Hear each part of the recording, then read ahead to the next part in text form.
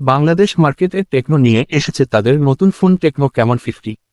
30,999 টাকার ফোনটিতে থাকছে MediaTek Helio G200 ultimate chipset, আরও রয়েছে জোর করে চাপিয়ে দেয়া 144 হার্জের রিফ্রেশ রেট সহ 50 megapixel primary camera, 6500 milliampere battery, 45 ওয়াটের ফাস্ট চার্জার, 8 GB র্যাম এর সাথে 8 GB এক্সটেন্ডেড র্যাম সহ অসাধারণ ডিজাইন এবং মার্কেট কাঁপানো স্পেসিফিকেশন জানতে সাবস্ক্রাইবও করে সাথেই থাকুন।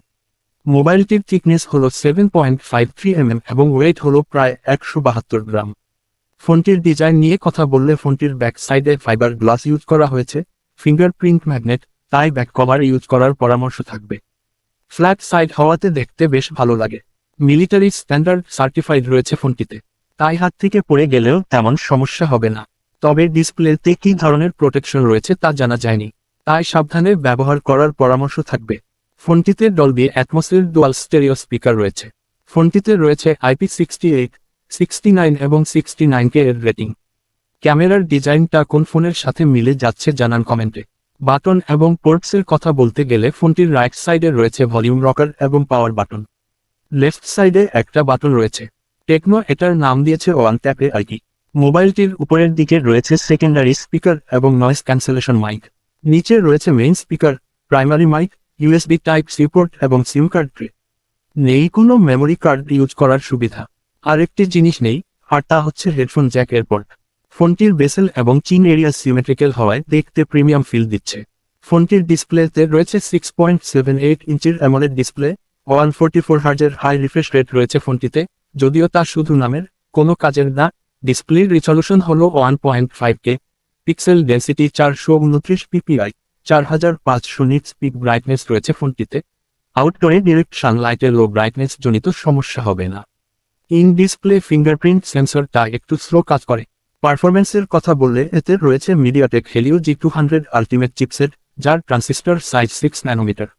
G99, G100, G200 এগুলো হচ্ছে খালাতো মামাতো ভাইবোন। তেমন কোনো পার্থক্য নেই এদের মধ্যে। এত দামি ফোনে এই প্রসেসর, এটা সত্যি দুঃখজনক।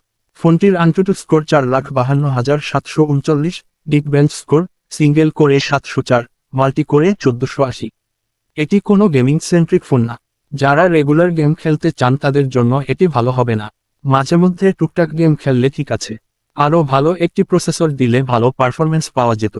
বাংলাদেশ মার্কেটে দুইটি ভ্যারিয়েন্টে পাওয়া যাচ্ছে ফোনটি, 8GB 128GB এবং 8GB 256GB। র্যামের টাইপ LPDDR4X এবং স্টোরেজ টাইপ UFS 2.2।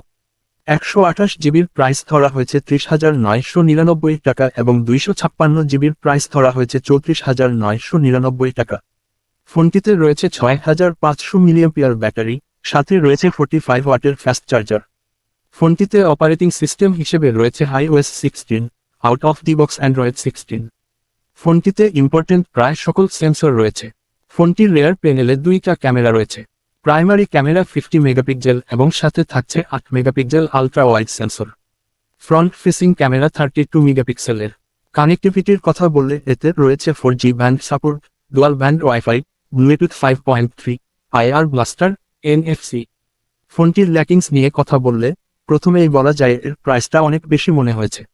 প্রাইসটা যদি 3 থেকে 4,000 টাকা কম হতো তাহলে বেস্ট ডিল হতো এই সময়ে এসে। 144 হার্জের যেই মার্কেটিং করলো টেকনো, 2-1 জায়গা ছাড়া আর কোথাও এটা দেখা যাচ্ছে না। ম্যাক্সিমাম জায়গায় 120 বা 90 হার্জ কাজ করে। যারা মাঝে মধ্যে গেম খেলেন তাদের জন্য এটি ঠিক আছে, তবে বেশি প্রেসার পড়লে বেশ ভালো গরম হয়ে যায়। যারা কিনা 31,000 টাকার মধ্যে একটি স্টাইলিশ ফোন খুঁজছেন তারা এটি দেখতে পারেন। ফোনটি আপনাদের কেমন লেগেছে জানান কমেন্টে। কেনার আগে অবশ্যই যাচাই বাছাই করে তারপর কিনুন।